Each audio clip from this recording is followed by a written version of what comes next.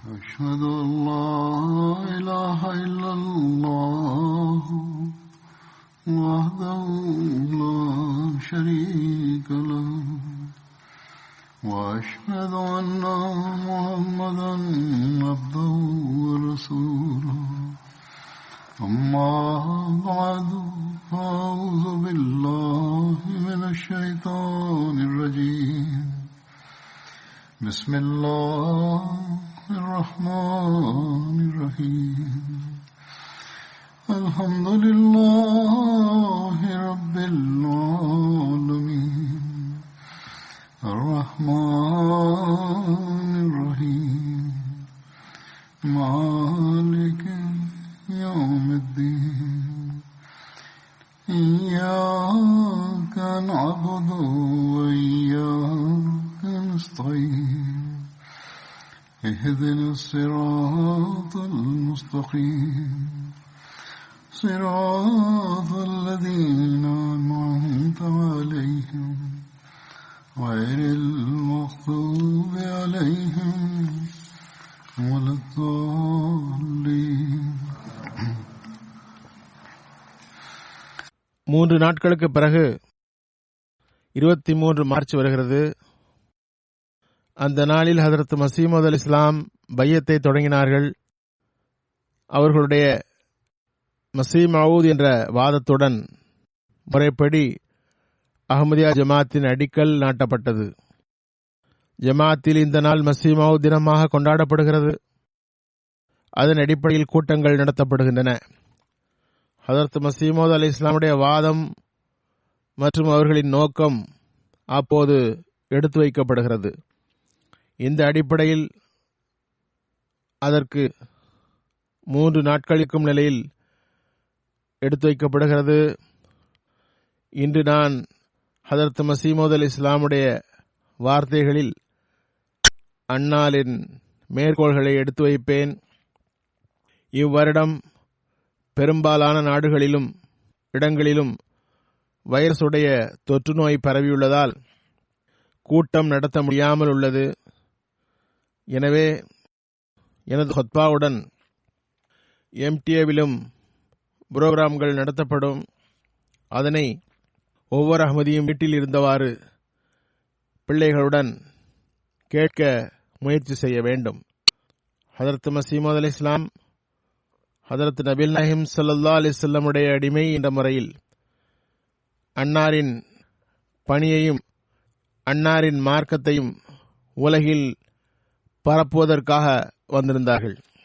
இதற்காக அன்னார் ஒரு இடத்தில் கூறுகின்றார்கள், நான் ஹதரத் நபிகள் நாயகம் ஸல்லல்லாஹு அலைஹி வஸல்லம் அவர்கள் மீது தரூத் அனுப்புகிறேன்.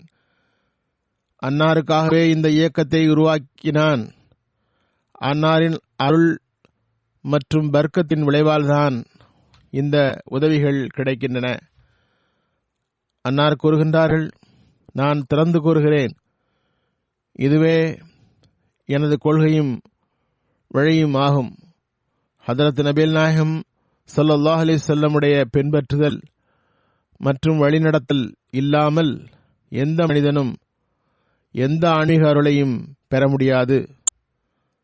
அன்னார் ஹதரத் நபிகள் நாயகம் ஸல்லல்லாஹு அலைஹி வஸல்லம் அவர்களிடமிருந்து ஆன்மீக அருளை பெற்றார்கள். அதனால் அல்லாஹ் அன்னாரை உலகினை சீர்திருத்துவதற்காக அனுப்பினான். இஸ்லாத்தின் மகிமையை உலகில் நிறுத்துவதற்காக அனுப்பினான். இந்த வகையில் அன்னார் ஓரிடத்தில் கூறுகின்றார்கள், வார்சல்னி ரப்பி பி இஸ்லாஹில் ஹல்கி, படைப்பினங்களை சீர்திருத்துவதற்காக இறைவன் என்னை அனுப்பினான். பிறகு தமது தோற்றம் குறித்து ஹதரத் மஸீஹ் மவ்ஊத் அலைஹிஸ்ஸலாம் கூறுகிறார்கள், நான் இதனை மீண்டும் மீண்டும் எடுத்துரைப்பேன். இதனை வெளிப்படுத்துவதை நிறுத்த இயலாது. நான் படைப்பிடங்களை சீர்த்துவதற்காக அனுப்பப்பட்டுள்ளேன். மேலும் மார்க்கத்தை புத்துணர்வுடன் மீண்டும் உள்ளத்தில் நிலைநாட்டவும் கலீமுல்லாஹ் இறை மனிதன் அனுப்பப்பட்டது போன்று அனுப்பப்பட்டுள்ளேன். அவரது ஆன்மா ஹெரோடைஸ் ஆட்சியில் பெரும் கஷ்டத்திற்கு பிறகு வானத்தின் பக்கம் உயர்த்தப்பட்டது. மேலும் மஸீஹ் மவ்ஊத் அலைஹிஸ்ஸலாமுடைய வருகை பற்றி ஹதரத் நபிகள் நாயகம் ஸல்லல்லாஹு அலைஹி வஸல்லம் வழங்கிய முன்னறிவிப்பு குறித்த நேரத்தில் நிறைவேறியது பற்றி குறிப்பிட்டவாறு கூறுகின்றார்கள். எனவே எனது சகோதரர்களே, இறைவனுக்காக நீங்கள் சோர்வோ அலுப்போ அடையாமல் இருங்கள். நான் இதனை கூறுவது அவசியமாக இருந்தது. அதனை புரிவதில் உங்களுக்கு தவறு ஏற்பட்டுள்ளது. நீங்கள் முதலிலேயே நேர்வழியில் இருந்தால் நான் வரவேண்டிய அவசியம் என்ன? நான் கூறிவிட்டேன், நீங்கள் இந்த உம்மத்தில் சீர்திருத்துவதற்காக இப்னு மரியமாக வந்துள்ளேன். இந்த வகையில் நான் அவருக்கு ஒப்பானவன். ஹதரத் மஸீஹ் இப்னு மரியம் எவ்வாறு யூதர்களை சீர்திருத்துவதற்காக வந்தாரோ அதனை போன்று நான் மஸீஹாக இருக்கிறேன். யூதர்களிடம் ஏற்பட்ட பெரும்பாலான தவறுகளை சீர்திருத்தி ரட்சிக்க வந்தார். அவர்களின் தவறுகளுள் ஒன்று, யூதர்கள் எலியா நபி மீண்டும் வரவேண்டும் என்று நம்பியிருந்தார்கள். எவ்வாறு மஸீஹ் இப்னு மரியம் ரசூலுல்லாஹ் மீண்டும் வருவார் என்று எதிர்பார்த்திருக்கிறார்களோ அதே போன்று எதிர்பார்த்திருந்தார்கள். எலியா நபி வானத்திலிருந்து இறங்க முடியாது. ஜக்கரியாவின் மகன் யஹ்யா தான் எலியா ஆவார். நீங்கள் ஏற்றுக்கொள்வதாயின் ஏற்றுக்கொள்ளுங்கள் என்று கூறியவாறு பழைய தவறுகளை களைந்தார். யூதர்களின் நாவினால் பல வசமொழிகளால் நூல்கள் நிறைந்து காணப்பட்டன. அன்னார் உண்மையை வெளிப்படுத்தி காட்டினார்கள். இதே பணிதான் அன்னாரை போன்று வந்தவருக்கும் இருந்தது. அவரையும் வசைமாறி பொழிந்தனர். இது உயர்தரமான ஒப்புமையாகும். பெரும்பாலான முஸ்லிம்களுக்காக மட்டுமின்றி ஹதரத் மஸீஹ் மவ்ஊத் அலைஹிஸ்ஸலாம் ஒவ்வொரு சமுதாயம் மற்றும் மக்களுக்காகவும் தமது தோற்றத்தின் முக்கியத்துவத்தை எடுத்துக் கூறினார்கள். இந்த வகையில் ஹதரத் மஸீஹ் மவ்ஊத் அலைஹிஸ்ஸலாம் கூறுகின்றார்கள், தெளிவாக விளங்கிக் கொள்ளுங்கள், நான் இறைவன் புறமிருந்து வந்தது முஸ்லிம்களின் சீர்திருத்தத்திற்காக மட்டுமல்ல, மாறாக முஸ்லிம்கள், இந்துக்கள், கிறிஸ்தவர்கள் ஆகிய 3 சமுதாயத்தின் சீர்திருத்தமும் நோக்கமாகும். இறைவன் என்னை முஸ்லிம்கள் மற்றும் கிறிஸ்தவர்களுக்காக வாக்களிக்கப்பட்ட மசீஹாக ஆக்கியது போன்று இந்துக்களுக்காக ராஜா கிருஷ்ணராகவும் வந்துள்ளேன். நான் கடந்த 20 வருடமாக இதனை பிரபலியப்படுத்தியுள்ளேன். நான் உலகில் நிறைந்துள்ள பாவத்தை அகற்றுவதற்காக மஸீஹ் இப்னு மரியமாகவும் இருக்கிறேன். எவ்வாறு மஸீஹ் இப்னு மரியமாக இருக்கின்றேனோ அதே போன்று ராஜா கிருஷ்ணராகவும் இருக்கிறேன். அவர் இந்துக்களின் அவதாரங்களில் பெரும் அவதாரமாக இருந்தார். இன்னும் சொல்வதாயின், ஆன்மீக உண்மையின்படி பார்ப்பதாயின், நான் அவராகவே இருக்கிறேன். எனது எண்ணம் சிந்தனையால் கூறவில்லை, மாறாக வானங்கள் பூமியின் இறைவன் என் மீது இதனை வெளிப்படுத்தினான். அவன் ஒருமுறை அல்ல, மாறாக பலமுறை கூறியுள்ளான், நீ இந்துக்களுக்காக கிருஷ்ணன், முஸ்லிம்கள் மற்றும் கிறிஸ்தவர்களுக்காக வாக்களிக்கப்பட்ட மசீஹாவீர் என்று கூறினான்.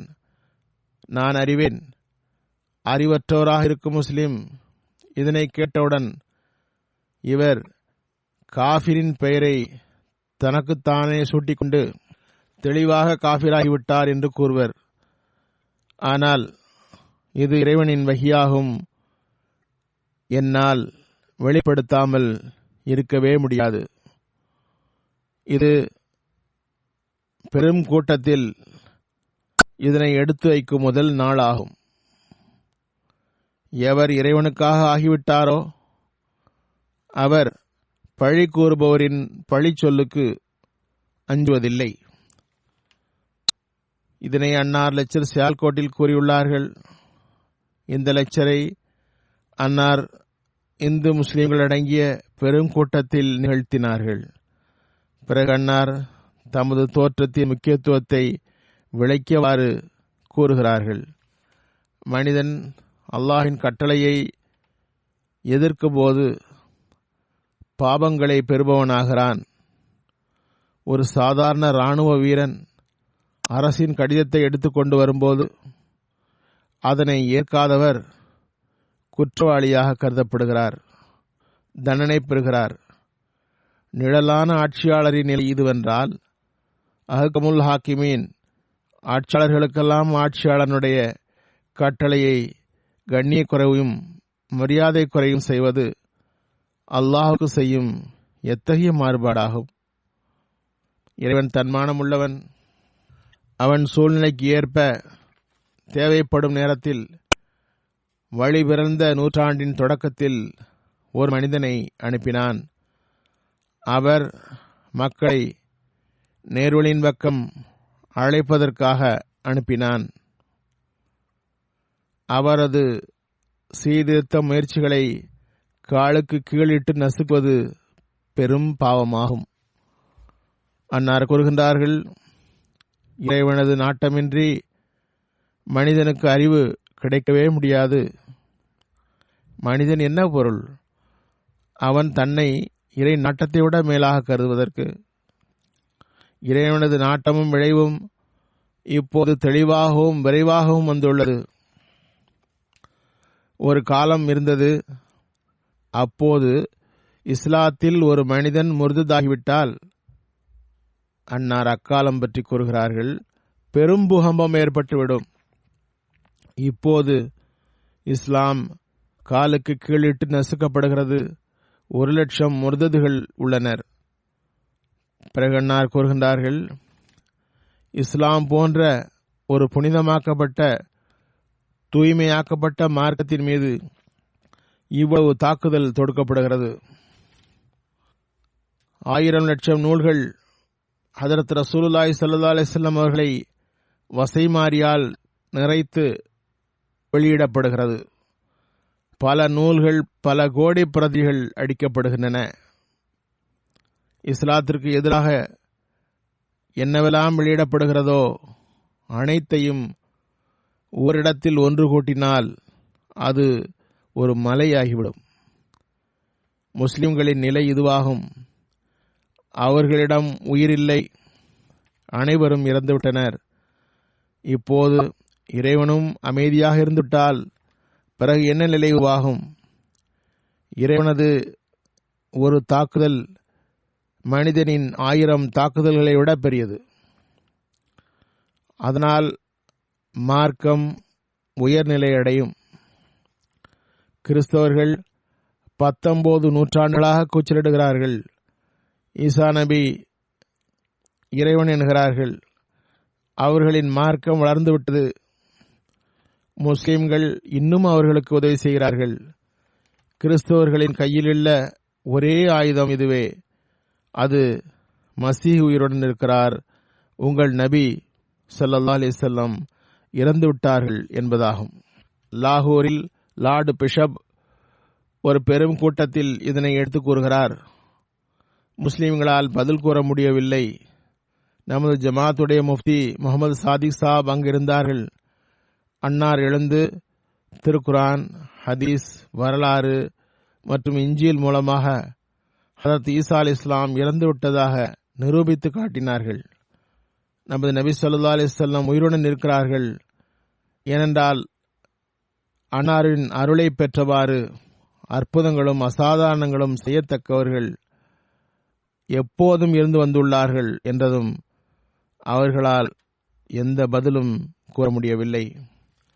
அன்னார் கூறுகிறார்கள், நான் ஒருமுறை லூதியானாவில் கிறிஸ்தவர்களிடம் பிரசுரம் வழங்கினேன். உங்களுக்கும் எங்களுக்கும் பெரிய வித்தியாசம் இல்லை, சிறிய வித்தியாசம்தான் உள்ளது. ஈசா அலைஹிஸ்ஸலாம் இறந்து விட்டார்கள் என்று நம்புங்கள். அவர் வானத்துக்கு செல்லவில்லை.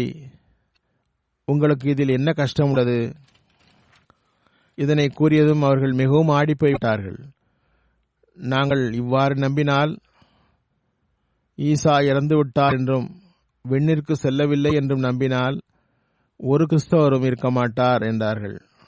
பாருங்கள், இறைவன் அலீமுல் ஹக்கீம் ஆவான்.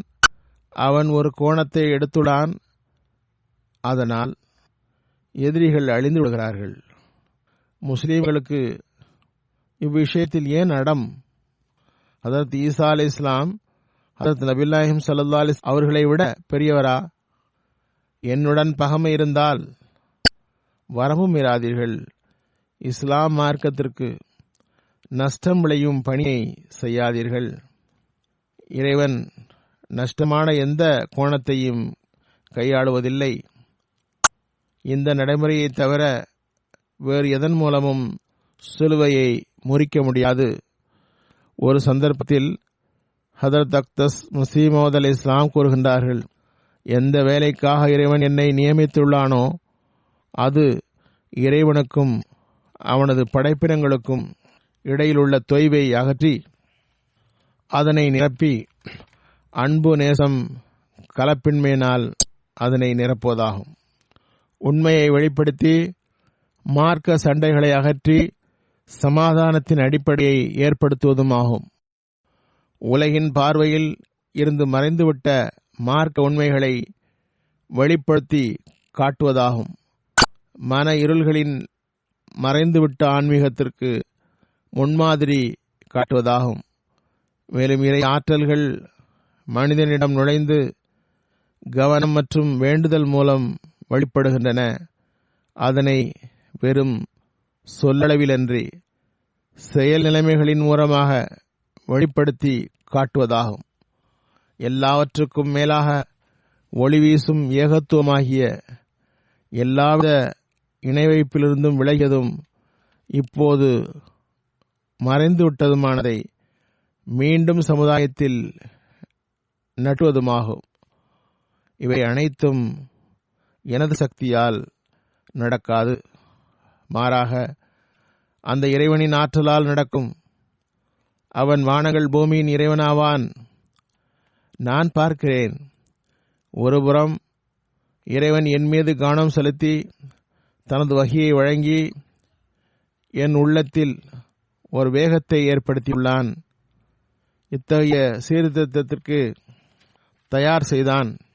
மறுபுறம் அவன் உள்ளத்தையும் என் வார்த்தைகளை ஈர்ப்பதற்கு தகுந்ததாக ஆக்கினான். நான் பார்க்கிறேன், இறைவன் உலகில் என்னை நியமித்து அனுப்பியதிலிருந்து ஒரு மகத்தான புரட்சி ஏற்பட்டு வருகிறது. இதுவும் லெக்சர் லாகூரில் உள்ளதுதான். பிறகு அன்னார் அல்லாஹ் தனது ரஹமத்தை வெளிப்படுத்துவதற்காக தனது தேர்ந்தெடுக்கப்பட்ட சீர்திருத்தவாதியை அனுப்புகிறான் என்பதை விளக்கியவாறு கூறுகின்றார்கள். எல்லா உலகங்களின் இறைவனின் தொன்மையான சட்டமாவது உலகில் எப்போதெல்லாம் கடுமை எல்லையை தொடுமோ அப்போது இறை கருணை அதனை அகற்றுவதற்காக எழுகிறது. மழை இன்மையால் வறட்சி அதிகமாகும் போது படைப்பினங்கள் அழியும் நிலை ஏற்பட்டால் கண்ணியமிக்க இறைவன் மழையை அனுப்புகிறான். சில பகுதிகளில் மக்கள் மரணித்து விடுகிறார்கள். சரி செய்யக்கூடிய காற்று வீசுகிறது அல்லது ஈரப்பதம் ஏற்படுகிறது. ஒரு அநீதி இழைக்கும் அரசனின் ஆட்சியில் மக்கள் மாட்டும்போது ஒரு நேர்மையாளன் உருவாகிறான். அதே போன்றுதான் மக்கள் இறைவனது வழியை மறந்துவிடும்பொழுது, தௌஹீத் மற்றும் உண்மையின் விருப்பத்தை விட்டுவிடும்போது இறைவன் தனது தரப்பிலிருந்து முழுமையான வாழ்வை கொண்டவரை தனது வார்த்தைகளால் சிறப்பித்து ஆதமின் மக்களின் நேர்வழிக்காக அனுப்புகிறான். எந்த அளவுக்கு வழிகேடு ஏற்படுமோ அந்த அளவுக்கு சீர்திருத்தம் ஏற்படுவதற்காக இதனை செய்கிறான். அதில் அசல் உண்மை நிலை என்னவென்றால், படைத்த இறைவன் நிலை நிறுத்துபவனும் அறிந்தவனும் ஆவான். அவன் உலகை நிலைநாட்டுபவன் ஆவான். படைப்பினங்களின் நிலைப்பு முழுவதும் அவனிடமே உள்ளது. தனது எந்த சிறப்பான பண்பையும் படைப்பினங்களை விட்டு அகற்றுவதில்லை, நிர்கதியாக விடுவதில்லை. மாறாக ஒவ்வொரு பண்பும் தேவையான நேரத்தில் விரைவாக வெளிப்படுகிறது. ஹதரத் மஸீமூத் அலைஹிஸ்ஸலாம் ஓரிடத்தில் கூறுகின்றார்கள், ஒரு மனிதன் மிகவும் அருளுக்குரியவரும் நற்பேறு பெற்றோரும் ஆவார். அவரது உள்ளம் தூயதாகவும் அல்லாஹ்வின் மகத்துவம் மற்றும் கம்பீரம் நிறைந்ததாகவும் இருக்கும் பொழுது அவனை மற்றவரை விட முன்னுரிமை பெற்றவராக ஆக்குகிறான். என்னை எதிர்ப்பவர் மற்றும் எனக்கிடையில் உள்ள தீர்ப்பு அல்லாஹ்விடம் உள்ளது. அவன் என் உள்ளத்தையும் அவர்களையும் நன்கு அறிகிறான், பார்க்கிறான். எவரது உள்ளம் உலகின் பார்வைக்குரியது அல்லது எவர் இறைவனுக்காக வேதனை கொண்டிருக்கிறார் என்று அறிகிறான். நன்றாக நினைவில் கொள்ளுங்கள், உள்ளம் தூய்மையடையாமல் ஆன்மீகம் ஒருபோதும் கிடைக்காது. உள்ளத்தில் தூய்மை உருவாகிவிட்டால் முன்னேற்றத்திற்காக சிறப்பான ஆற்றல் உருவாகிவிடுகிறது. பிறகு எல்லா வகை ஏற்பாடுகளும் கிடைக்கின்றன. அவர் முன்னேறுகிறார். ஹதரத் நபிகள் நாயகம் ஸல்லல்லாஹு அலைஹி வஸல்லம் அவர்களை பாருங்கள். அவர்கள் முற்றிலும் தனியாக இருந்தார்கள். ஆதரவற்ற நிலையில் வாதம் செய்தார்கள். யா யுஹன்னாஸ் இன்னி ரசூலுல்லாஹி இலைக்கும் ஜமியா.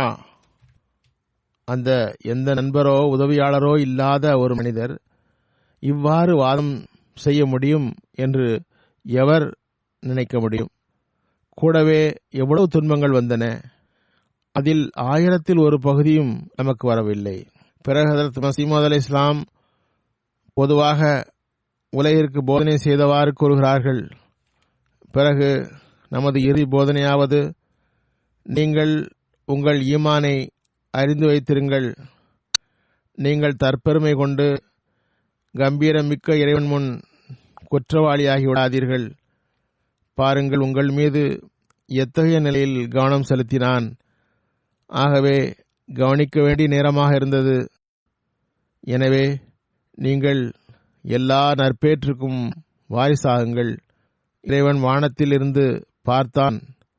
எவருக்கு கண்ணியம் தரப்பட்டதோ அவரை காலுக்கு கீழிட்டு நசுக்கப்படுகிறது. எந்த சட்டம் எல்லாரையும் விட சிறந்ததோ அது ஏசப்பட்டது. அவரோ தீய செயல்பாடுள்ளவராகவும் இட்டுக்கட்டுபவராகவும் கருதப்பட்டார். அவனது கூற்றாகிய திருக்குரான் தீய வார்த்தைகளால் நினைவுகூரப்பட்டு மனித வார்த்தையாக நினைவுகூரப்பட்டது. இந்நிலையில் அவன் தனது வாக்குறுதியை நினைவில் கொண்டான். எனவே இந்த வசனத்தில் உள்ளது, இன்னா நஹ்னு நஸல்னா ஸிக்ர வ இன்னா லஹு லஹாஃபிதூன்.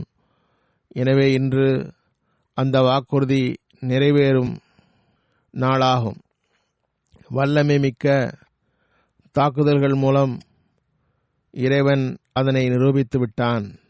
அவனால் நிறுவப்பட்ட இந்த இயக்கம் அவனுடையதே ஆகும். உங்கள் கண்கள் தெளிவாக திட உறுதியுடன் இறை அடையாளங்களை கண்டது. நீங்கள் பார்த்தீர்களா? இறைவன் உங்களுக்காக மல்யுத்த வீரனை போன்று பிற சமுதாயங்களுடன் சண்டையிட்டான். அவர்கள் மீது வெற்றி கண்டான். பாருங்கள், ஆதமுடைய விவகாரத்திலும் ஒரு மல்யுத்தம் இருந்தது. தேடுங்கள், இப்போது ஆதம் எங்கே? கேளுங்கள், அவன் மண்ணுக்கு கீழ் இருக்கிறான். இல்ஹாமில் கூறப்பட்ட நிபந்தனைப்படியே சில நாள் விடப்பட்டான். பிறகு இல்ஹாமில் கூறப்பட்டபடியே சில நாட்களில் பிடிக்கப்பட்டான். 2வது மல்யுத்தம் லேக்ராம் விவகாரமாகும். யோசித்து பாருங்கள், இந்த மல்யுத்தத்திலும் இறைவன் எவ்வாறு வெற்றி பெற்றான்? உங்கள் கண்களால் நீங்கள் கண்டீர்கள். முன்னறிவிப்புகளில் அவனது மரணம் பற்றி கூறப்பட்ட அடையாளங்கள் அவ்வாறே வெளிப்பட்டன. இறைவனது பிடியின் அடையாளம் சமுதாயத்தின் மீது பெரும் சோகத்தை ஏற்படுத்தியது. நீங்கள் முன்னர் இதுபோன்று கண்டீர்களா? நீங்கள் இத்தகைய கம்பீரத்தை முதலில் வெளிப்பட கண்டிருக்கிறீர்களா? எனவே முஸ்லிம்களின் சந்ததிகளே, இறைவனின் பணியில் அவமரியாதை செய்யாதீர்கள். 3வது மல்யுத்தம் பல்சமய கருத்தரங்கின் விவகாரமாகும். அந்த மல்யுத்தத்திலும் இறைவன் இஸ்லாத்தின் வார்த்தைகளை உயர்வுபடுத்தினான், தனது அடையாளத்தை காட்டினான், தனது அடியார் மீது குறித்த நேரத்திற்கு முன்னர் வெளிப்படுத்தி காட்டினான். அவரது கட்டுரையே உயர்வு பெறும் என்று கூறினான். அவ்வாறே ஆக்கியும் காட்டினான். அந்த கட்டுரையின் வாழ்த்துக்குரிய தாக்கத்தினால் வருகை தந்தோரை வியப்பில் ஆழ்த்தினான். அது இறைவனின் பணியா அல்லது வேறு யாருடையதுமா? அந்த மாநாட்டில் இஸ்லாமிய போதனைகளின் தத்துவ ஞானம் என்ற நூல் படித்து காட்டப்பட்டது. அதன் வெற்றி குறித்து முதலிலேயே அன்னாருக்கு அறிவித்தும் இருந்தான். அன்னார் அதனை வெளிப்படுத்தியும் இருந்தார்கள். பிறகு வெளிமக்கள் அதனை தாமாகவே வெளிப்படுத்தி காட்டினர். இது ஒரு வெற்றிக்குரிய கட்டுரை என்று அந்த மக்கள் கூறினர். பிறகு அன்னார் கூறினார்கள், 4வது மல்யுத்தம் டாக்டர் கிளார்க்குடைய வழக்கு ஆகும். இதில் 3 சமுதாயமும் ஆரியர்கள், கிறிஸ்தவர்கள், முஸ்லிம்கள் ஒன்றுபட்டிருந்தார்கள். அதன் மூலம் என் மீது கொலை முயற்சியின் குற்றச்சாட்டை சுமத்த நினைத்தனர். இறைவன் முதலிலேயே என்னுடன் அதனை வெளிப்படுத்தியிருந்தான். அவர்கள் தமது எண்ணத்தில் தோற்று விடுவர் என்றான். 200 பேருக்கு இந்த இல்ஹாம் முதலிலேயே அறிவிக்கப்பட்டது. பிறகு நமக்கே வெற்றி கிடைத்தது. 5வது மல்யுத்தம் மிர்சா அகமது பேகுடைய ஹோஷியார்பூர் வழக்காகும். அவரது உறவினர்களும் நேசர்களும் இஸ்லாத்தை பழித்து வந்தனர். அவர்களுள் சில முர்ததுகள் திருக்குர்ஆனை பொய்ப்படுத்தி இஸ்லாம் பற்றி தீய வார்த்தைகளை கூறி என்னிடம் இஸ்லாத்தின் உண்மைக்கு ஆதாரம் கேட்டனர். பிரசுரமும் வெளியிட்டனர். அவர்களுக்கு அடையாளம் தரப்பட்டது. அகமது பேகுடைய மரணம் மற்றும் சில தொல்லைகளை பார்த்த பிறகு அவர் 3 வருடங்களில் மரிப்பார் என்று கூறப்பட்டது போன்று குறிப்பிட்ட காலத்துக்குள் மரித்ததும் ஒவ்வொரு தீயவருக்கும் தண்டனை உண்டு என்று காட்டுவதற்கு இவை நடந்ததும் அடையாளங்களாகும். அன்னார் உலகை எச்சரித்தார்கள். இறைவனால் அனுப்பப்பட்டவருடன் சண்டையிடாதீர்கள் என்றார்கள். அல்லாஹ் அனுப்பும்போது உதவி ஒத்தாசையும் வழங்குவான். அன்னார் கூறினார்கள், அல்லாஹ் என்னிடம் கம்பீரமான வார்த்தைகளில் கூறினான். உலகில் ஒரு எச்சரிப்பாளர் வந்தார். உலகம் அவரை ஏற்கவில்லை, ஆனால் இறைவன் அவரை ஏற்பான். பெரும் வல்லமை மிக்க தாக்குதல்கள் மூலம் அவரது உண்மையை வெளிப்படுத்துவான். இன்று உலகில் 200 நாடுகளுக்கு மேல் அஹ்மதியா ஜமாத் இதனை அறிவிக்கிறது. அன்னாரின் உண்மையை அல்லாஹ் உலகில் வெளிப்படுத்தி கொண்டிருக்கிறான். அல்லாஹ் நமக்கு அன்னாரின் பிரச்சாரத்தை பரப்புவதற்கும் அதனை செய்பவர்களில் பங்கு பெறுவதற்கும் வாய்ப்பு தருவானாக. நமது ஈமான் மற்றும் திட உறுதியை உறுதிப்படுத்துவானாக. நமக்கு நமது பொறுப்புகளை நிறைவேற்றும் வாய்ப்பு தருவானாக. இப்போது நான் உலகில் பரவியுள்ள தொற்று நோய் பற்றி உலகவாதிகளின் கருத்துக்களை எடுத்து வைக்க விரும்புகிறேன். பிலிப் ஜான்ஸ்டைன் டெய்லி டெலிகிராஃபில் 18 மார்ச் 2020 எழுதுகிறார். நெட்ஃபிளிக்ஸ்கள் மற்றும் பிற பிளாட்ஃபார்ம்கள் மூலம் ரிப்போர்ட் ஆனது 2011 வெளிவந்த ஒரு படமாகிய காண்டாஜியன் உடைய கதையை ஒப்புமைப்படுத்துகிறது. அதன் கதையில் ஒரு வைரஸ் பெருகி மருத்துவ ஆராய்ச்சியாளர்கள், உடல் ஆரோக்கிய நிபுணர்களுக்கு அதனை கண்டறிந்து அதனை கட்டுப்படுத்த பெரும் முயற்சி செய்தும் அதனை தடுக்கக்கூடிய ஒரு தடுப்பு மருந்துதான் கண்டுபிடிக்க முடிந்தது. அது பற்றி வருகிறது. அவர் எழுதுகிறார், நான் யோசிக்கிறேன், உலகில் அழிவு குறித்து கருத்துக்களை விளக்கும் பிலிம்களில் கவனம் ஏற்படுதல் நமது நீண்டகால நிலைத்து நிற்றலின் முன்னேற்றத்தின் விளைவாகும். நம்மில் பெரும்பாலாரின் எண்ணம் இந்த முன்னேற்றம் எப்போதும் இருக்கும் என்பதாகும். கூறுகிறார், இது மிகவும் வியப்புக்குரியது. 2 வாரத்திற்குள் நமது உலகில் முற்றிலும் மாற்றம் ஏற்பட்டுவிட்டது. மேலும் எழுதுகிறார், நமது இந்த எல்லா திட்டங்களும் நின்றுவிட்டன. எதிர்காலம் குறித்த நம்பிக்கை உறுதியானவை அல்ல. மேலும் கூறுகிறார், உலகப் போர் பற்றி கூறுவதாயின் அணு ஆயுத போரின் ஆபத்து அல்லது சமூக தீமைகளின் ஆபத்து எதுவுமே இந்த நோயளவுக்கு தீய தாக்கத்தை ஏற்படுத்தியதில்லை. மேலும் எழுதுகிறார், கடந்த உலகப் போர் நடக்கும் வேளையில் கூட மக்கள் தியேட்டர், சினிமா, ரெஸ்டாரண்ட், கஃபே, கிளப்புகள், பப்ஸ் போன்றவற்றிற்கு சென்று கொண்டுதான் இருந்தனர். சுருக்கமாக அவர்களுக்கு இவையெல்லாம் கிடைத்து வந்தன. தற்காலத்தில் அது கூட செல்ல முடியாது. பிறகு கூறுகிறார், நமக்கு முன்னால் 2ஆம் உலகப் போர் நடந்துள்ளது. நம்மிடம் மகிழ்ச்சி, நிலைப்பு, திருப்தி ஆகிய எதிர்பார்ப்புகள் இருக்கவே செய்தன. முந்தைய சந்ததிகள் இதனை நினைத்தும் பார்த்ததில்லை. இக்கால மக்கள் அத்தகைய சூழ்நிலையில் உள்ளனர். மேலும் எழுதுகிறார், ஒரு எதிர்பார்ப்பு, அறிவியல் இந்த நோய்க்கு ஒரு தடுப்பு மருந்தை, ஒரு வேக்சின் அல்லது மருந்து நம்மை காப்பாற்ற கண்டுபிடிக்கலாம், நடக்கலாம். அமெரிக்காவில் சியேட்டர் பகுதியில் மனித தன்னார்வர்களுக்கு ஒரு அனுபவம் ஏற்பட்டுள்ளது. அதில் கெட்ட செய்தி என்னவென்றால், இதனை அறிவதற்கு, அதாவது இந்த வேக்சின், இந்த தடுப்பு மருந்து பயன்படுமா பயன்படாதா என்று அறிவதற்கு காலம் தேவைப்படும். மேலும் எழுதுகிறார், முழு வரலாற்றிலும் மக்கள் இதுபோன்ற நிலையில் தமது கொள்கையை சார்ந்து நின்று வாழ்வை கழித்து வந்துள்ளார்கள். முழு வரலாற்றிலும் மக்கள் இதுபோன்ற நிலையில் தமது கொள்கையை சார்ந்தே நின்றிருக்கிறார்கள். அதாவது அல்லாஹின் பக்கம் அவர்களுக்கு கவனம் திரும்பியிருக்கிறது. இவர்களுக்கோ இவரது அன்புக்குரியவர்களுக்கோ ஏதாவது ஏற்பட்டால் அதனை ஏற்றுக்கொள்ளவும் பொருள் கொடுக்கவும் மார்க்கத்தின் வழி அவர்களுக்கு இருக்கிறது. மார்க்கமற்றவர்கள் தமது ஆறுதலுக்காக செக்யூலர் மனிதத்துவத்திற்கு பிடித்தமான கொள்கையை உருவாக்குகின்றனர். மார்க்கமற்றவர்களின் இந்த சிந்தனை அடிப்படையில் ஒளிமிக்க சிந்தனையாக தெரியும்.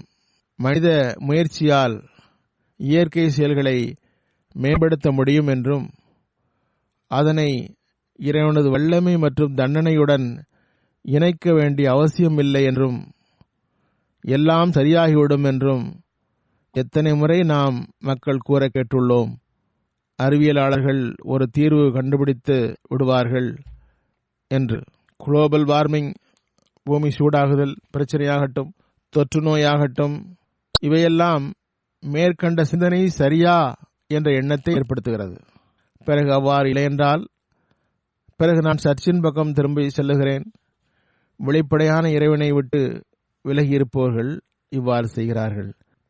அறிவியலாளர்கள் சொல்வது போன்று இல்லை என்றால் நாம் சர்ச்சின் பக்கம் செல்வது பற்றி யோசிக்க வேண்டியுள்ளது என்கிறார். இவ்வாறு இந்த வைரஸ் உலகை சிந்திக்க வைத்திருக்கிறது. இறைவன் பக்கம் திரும்ப வேண்டும் என்ற எண்ணத்தை ஏற்படுத்தியிருக்கிறது. ஆனால் உண்மையான இறைவன், உயிருள்ள இறைவன் இஸ்லாத்தின் இறைவன் ஆவான். அவன் தன் பக்கம் வருபவர்களுக்கு வழிகாட்டுவதாக அறிவித்துள்ளான்.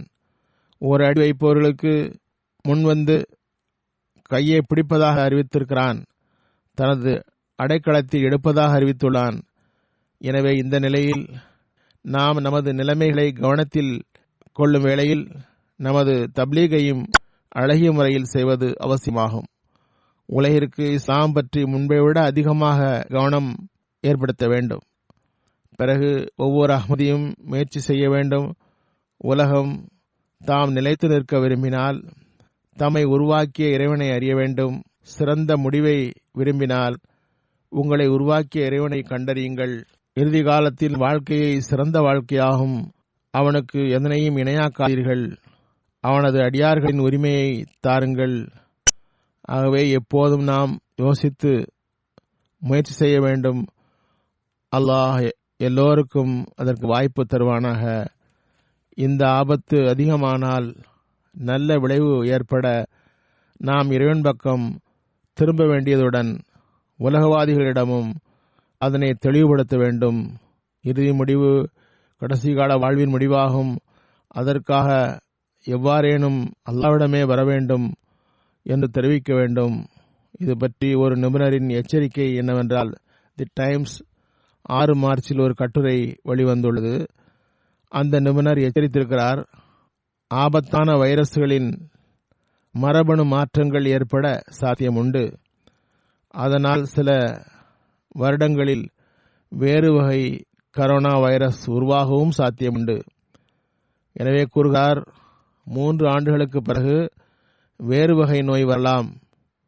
பிறகு லோம்பார்க் ஒரு கட்டுரை எழுதியுள்ளார். கரோனா வைரஸில் இருந்து விஞ்ஞானிகள் ஒரு பாதுகாப்பை உருவாக்கலாம். ஆனால் தொற்று நோய்களுக்கு எதிராக மனித இனத்தின் யுத்தம் முடிவடையாத யுத்தமாகும். மனித இனத்திற்கும் நுண்ணுயிரிகளுக்கும் இடையில் முன்னேற்றத்தின் பந்தயத்தில் நுண்ணுயிரிகளே முன்னால் வருகின்றன. வேர்ல்டு ஹெல்த் ஆர்கனைசேஷன் கூற்றிற்கு ஏற்ப 1970 பிறகு 1500 புதிய வைரஸ்கள் கண்டறியப்பட்டுள்ளன. 21ஆம் நூற்றாண்டில் பல மடங்கு அதிகமாக புதிய நோய்கள் பரவுகின்றன. முதலில் குறிப்பிட்ட எல்லைக்குள் மக்கள் இருந்தனர். இப்போது உலகளவில் நோய் எளிதாக பரவ முடியும். எனவே இது ஒரு நீண்ட விளக்கமாகும். எல்லாவற்றையும் கூற முடியாது. ஆனால் நான் ஏற்கனவே கூறியது போன்று நமது நல்ல முடிவுக்காக அல்லாஹ்விடம் முன்னரை விட அதிகமாக குனிவது அவசியமாகும். அல்லாஹ் அதற்கு நல்வாய்ப்பு தருவானாக. கொரோனா தொற்று நோய் பற்றி முதலில் நான் வழிகாட்டல் வழங்கியுள்ளேன். இப்போதும் நினைவூட்டுகிறேன். ஏனென்றால் முழு உலகிலும் விரைவாக பரவுகிறது. இங்கும் அதன் தாக்கம் அதிகமாகியுள்ளது. எனவே நிர்பந்தமாக அரசும் கடும் எதிர் நடவடிக்கை எடுக்க தேவை ஏற்பட்டுள்ளது. தொற்று நோய்கள் வரும்போது ஒவ்வொருவரையும் தமது வயிற்றில் அதை எடுத்துக்கொண்டுவிடும். எனவே ஒவ்வொருவரும் எச்சரிக்கையாக இருப்பது அவசியமாகும். அரசின் கட்டளைகளை அமல்படுத்துங்கள். அதிக வயதானவர்கள், நோயாளிகள், நோய் எதிர்ப்பு சக்தி குறைவாக உள்ள நோயாளிகள் ஆகியோர் மிகவும் எச்சரிக்கையாக இருக்க வேண்டும். அதிக வயசாளிகள் வீட்டில் இருந்து குறைவாகவே வெளியில் வர வேண்டும். இதுவே அரசின் அறிவிப்பாகும். பிறகு நல்ல ஆரோக்கியமுள்ளவர்களும் வீட்டில் இருக்க வேண்டும். இங்கு பள்ளிக்கு வருவதற்கும் எச்சரிக்கையாக இருக்க வேண்டும். ஜும்மா கூட உங்கள் பகுதியில் உள்ள பள்ளியில் தொழுங்கள்.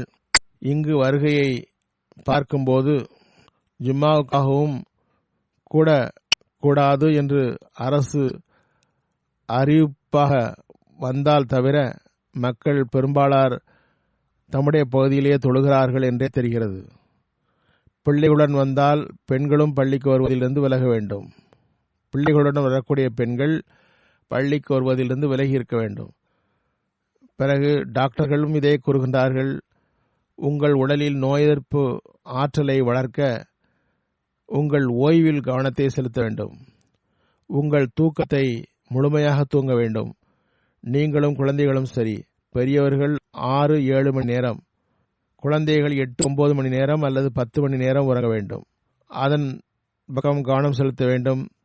இரவு முழுவதும் அமர்ந்து டிவி பார்த்து கொண்டே இருப்பதும் 12 மணி வரை பார்த்துவிட்டு காலையில் தொழவும் எழுந்திருக்க முடியாது. பிறகு வேகமாக எழுந்து பணிக்கு செல்வது, இதனால் பிரச்சினை. நாள் முழுவதும் சோம்பல், பணியில் சோம்பல் ஏற்படுவதுடன் இதுபோன்ற நோய்களும் தாக்குகின்றன. அதுபோன்று குழந்தைகளும் விரைவாக உறங்குங்கள், விரைவாக எழுங்கள். 8-9 மணி நேரம் தூங்கிவிட்டு எழ வேண்டும். பிறகு கடைத்தெருவில் வாங்கி உண்ணக்கூடாது. இதனாலும் நோய் பரவுகிறது. குறிப்பாக சிப்ஸ் பாக்கெட்டுகள். மக்கள் குழந்தைகளுக்கு மற்ற உணவுப் பண்டங்களையும் வாங்கி தருகிறார்கள். சில உணவுகள் செய்து வைக்கப்பட்டிருக்கின்றன. அவையும் கேடு விளைவிப்பவை. அவற்றிலிருந்தும் விலகுங்கள். இதுவும் சிறிது சிறிதாக மனித உடலை பலகீனமாக்குகின்றன. பிறகு தற்காலத்தில் டாக்டர்கள் கூறுகின்றார்கள், தண்ணீர் அடிக்கடி குடிக்க வேண்டும்.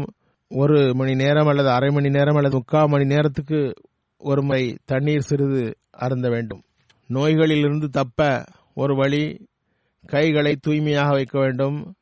சானிடைசர் கிடைக்காவிட்டால் கைகளை கழுவுங்கள்.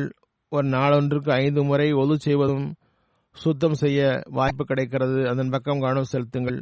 மஸ்ஜிதுகளிலும் வீடுகளிலும் ஓய்வாக இருக்கும் பொழுதும் கைக்குட்டையை கையில் வைத்துக் கொண்டு மூக்கு சிந்த வேண்டும். டாக்டர்கள் கூறுகிறார்கள், ஏதாவது ஒருவரை அருகில் வைத்துக் கொண்டு மூக்கை சிந்தக்கூடாது. அங்கு தெரிக்கும் வகையில் வெறுமே மூக்கை சிந்தக்கூடாது. எவ்வாறு இருப்பினும் தூய்மை அவசியம். இதன் பக்கம் கவனம் செலுத்த வேண்டும். ஆனால் இறுதி ஆயுதம் துஆவாகும். அல்லாஹ் நம் அனைவருக்கும் இந்த நோயிலிருந்து பாதுகாப்பு வழங்குவானாக.